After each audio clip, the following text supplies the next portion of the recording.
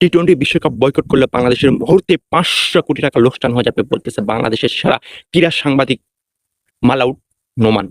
এই বাঙ্গির পথকে নিয়ে অবশ্যই এক লাইন কমেন্টে কিছু বলে যাবেন। এই বাঙ্গির পথ এই নিয়ে চুল সারা বিশ্লেষণ করে বেড়াচ্ছে। বাঙ্গির পথে এত বড় বড় মোস্ত হয়েছে, এই বিশ্লেষণ করতেছে এই মোসের। তুই বাঙ্গির পথে মোসের অ্যাক্সেস, তুই মোসের বিশ্লেষণ করতে বাংলাদেশ ক্রিকেটের বিশ্লেষণ কি কারণে করতে আসবি? ক্রিকেটের একটা কাগজে লেখে, ক্রিকেট সারা বিশ্লেষক লেখে, মালাউড নোমান লেখে, এই বাঙ্গির পথে পাশায় ভিতরে ঢুকে দেওয়া উচিত। এই বাঙ্গির পথ। হ্যালো এভরিওয়ান, আসসালামু আলাইকুম। দিস ইজ ফোকাস ভাই স্পোর্ট জোনের পক্ষ থেকে আপনাদের সকলকে সুস্বাগতম। গাইস, টি-20 বিশ্বকাপ বয়কট করলে বাংলাদেশের মুহূর্তে 500 কোটি টাকা লোকসান হয়ে যাবে বলতেছে বাংলাদেশের সেরা ক্রীড়া সাংবাদিক মালাউড নোমান। এই বাঙ্গির পথকে নিয়ে অবশ্যই এক লাইন কমেন্টে কিছু বলে যাবেন। এই বাঙ্গির পথ ভারতের দালালি করতেছে।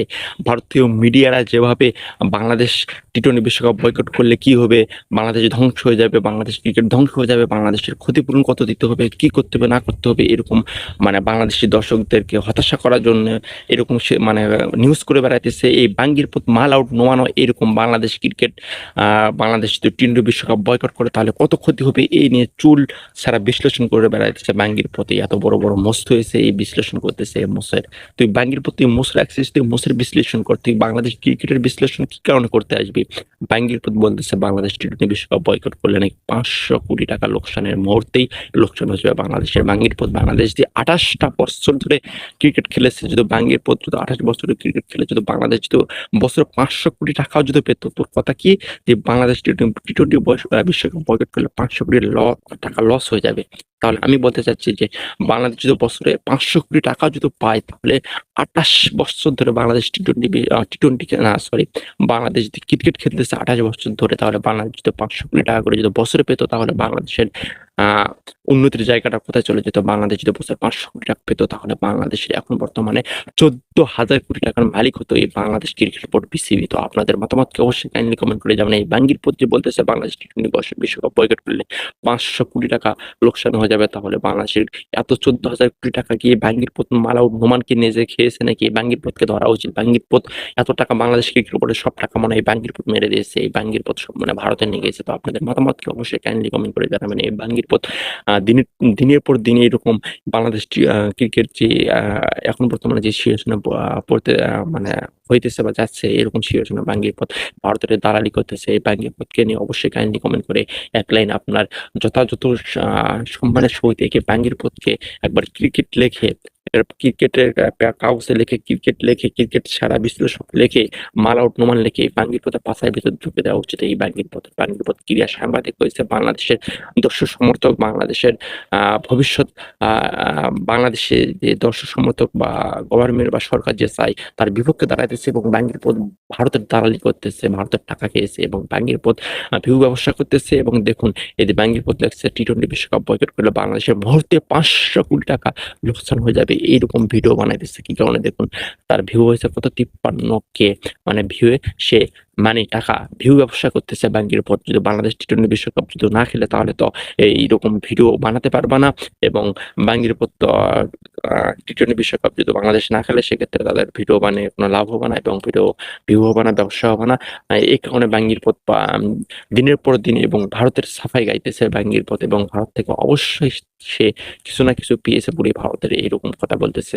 আপনারা মোস্তাফিজ ইস্যুতে শুরু থেকে দেখছেন এখনো পর্যন্ত যে বাঙ্গির পথ যে ভিডিওগুলো বানিয়ে চলতেছে, আপনারা কোন ভালো একটা ভিডিও দেখছেন যে বাংলাদেশের পরে কথা বলতেছে? বাঙ্গির পথকে অবশ্যই বাংলাদেশের মাটি থেকে এরকম ক্রীড়া সাংবাদিকের কোনো দরকার নেই। মাল আউট নোমান এর মাথায় কোনো মাল নাই। বাঙ্গির পথকে বাংলাদেশের মাটিতে জায়গা দেওয়া উচিত নয়। আপনারা কি বলবেন অবশ্যই কাইন্ডলি কমেন্ট করে জানাবেন। এবং এই বাংলাদেশের দর্শক সমর্থক পেত, এই সামনে যদি এই বাঙ্গির পথকে পেত, তাহলে কি করতো একমাত্র উপরে ভালো জানে। আপনি যদি এই সামনে যদি এই বাঙ্গির পথ যদি পেতে পারেন, আপনি কি করতেন অবশ্যই কাইন্ডলি কমেন্ট করে জানাবেন। এবং এই রকম কিছু ক্রীড়া সাংবাদিকের কারণে বাংলাদেশের ক্রিকেট কোনো প্রতিবাদ বা কোনো কিছু করতে পারে না। ভারতের কাছে মাথা নত করে থাকতে হয় এই বাঙ্গির পথ ক্রীড়া সাংবাদিকের কারণে। মাল আউট ক্রীড়া সাংবাদিক বলে তেমনি তুই চুল ছাড়া বিশ্লেষণ, তোর মুখের বিশ্লেষণ করতে বাঙ্গির পথ, ক্রিকেটের কিছু নিয়ে বিশ্লেষণ করতে আসছি। বাঙ্গির পথ একমাত্র এই বাংলাদেশের যে এত দর্শক সমর্থক 99% মানুষ যে বাংলাদেশ গভর্নমেন্ট বাংলাদেশ বিসিবিকে সমর্থন করতেছে। বাংলাদেশ দর্শকরা চায় যে বাংলাদেশ কিছুতেই ভারতের মাটিতে খেলতে, আমরা যখন আমরা ক্রিকেট টি-টোয়েন্টি বিশ্বকাপ খেলতে চাই কিন্তু ভারতের মাটিতে খেলতে চাই না। বাংলাদেশ সেখানে প্রতিনিয়ত একের পর এক ভিডিও বানিয়ে চলতেছে। এই বাঙ্গিপথ ভারতের সবাই কাটতেছে। আপনাদের মতামত অবশ্যই কমেন্ট করে জানাবেন। এবং আপনারা সকলে জানেন যে বর্তমানে যে বাংলাদেশ সিচুয়েশন যে হইতেছে, এটা মূল উদ্দেশ্য, মূল কারণটা কিংবা এটা কি শুরু করছে বাঙ্গিপথরা এই ভারতের সাবেক গাইতেছে। ভারতই কিন্তু এই সিচুয়েশন শুরু করছে এবং ভারত কিন্তু প্রকৃত মানে প্ল্যান করে বাংলাদেশকে টি-টোয়েন্টি বিশ্বকাপ খেলতে দিবা না এই কারণে এরকম একটা ডিসিশন নিয়েছে। এবং বাংলাদেশ ক্রিকেটের ধ্বংসের পথে একমাত্র কারিগর হচ্ছে এই বাঙ্গির পথের যে ছাপাই গাইতেছে ভারত। একমাত্র এই বাংলাদেশ টি-টোয়েন্টি বিশ্বকাপ যদি না খেলে বা বাংলাদেশ টি-টোয়েন্টি বিশ্ব বাংলাদেশ ক্রিকেট যদি ধ্বংস হয় একমাত্র কার জন্য, এই বাঙ্গির পথ ভারতীয় দালালদের এবং ভারতীয়দের কারণে। আপনারা সকলে জানেন যে এরকম একটা সিচুয়েশনে বাংলাদেশ আগে টি-টোয়েন্টি বিশ্বকাপ বয়কট, টি-টোয়েন্টি বিশ্বকাপ যদি খেলতো, খেলার পর যদি মোস্তাফিজুর রহমানকে বাদ দিত মানুষ কিন্তু তাও টি-টোয়েন্টি বিশ্বকাপ ঠিকই খেলতাম। কিন্তু তারা কি করছে, টি-টোয়েন্টি বিশ্বকাপের ১ মাস আগে এরকম একটা মোস্তাফিজুর রহমানকে বাদ দিয়েছে এবং বাংলাদেশকে দেখাইতেছে যে তোরা কি করতে পারিস, দেখ আমরা কি, তোরা কি ডিসিশন নেবো। এবং ইচ্ছাকৃতভাবে এরকম একটা ডিসিশন নিচ্ছে যে বাংলাদেশ এরকম একটা সিদ্ধান্ত নেয় এবং বাংলাদেশ যেন টি-টোয়েন্টি বিশ্বকাপ থেকে সরে যায়, সরে দাঁড়ায়, এরকম একটা ডিসিশন নিতে বাধ্য করছে এই ভারতীয়রাই। কিন্তু আপনারা অবশ্যই আপনাদের মাথা জ্ঞান এবং বুদ্ধি অবশ্যই আছে, এই বাঙ্গির পথ মানা প্রমাণের মতো আপনাদের মাথার কি ব্যাক নাই, কারণ আপনারা ঠিকই বুঝতে পারতেছেন। এবং এটারও ভারতীয় একটা প্রোফাল প্ল্যানের মধ্যে পড়তেছে। এবং মোস্তাফিজুর রহমানকে কেন টি-টোয়েন্টি বিশ্বকাপের আগে বাদ দিতে হবে, আগে বাংলাদেশ টি-টোয়েন্টি বিশ্বকাপটা খেলুক, তারপর না হয় মোস্তাফিজুর রহমানকে বাদ দিত, তাহলে কি সুন্দর করে বাংলাদেশ টি-টোয়েন্টি বিশ্বকাপটা খেলতো। কিন্তু তারা প্ল্যান করে এরকম একটা ডিসিশন নিয়েছে। এবং আইসিসি নামে কোনো সংস্থাই নেই, আইসিসি কোনো কিচ্ছু নাই, এটা হলো ইন্ডিয়ান ক্রিকেট কাউন্সিল। আপনারা সকলে জানেন এখানে সবকিছু ইন্ডিয়ার পরে কথা বলা হয়।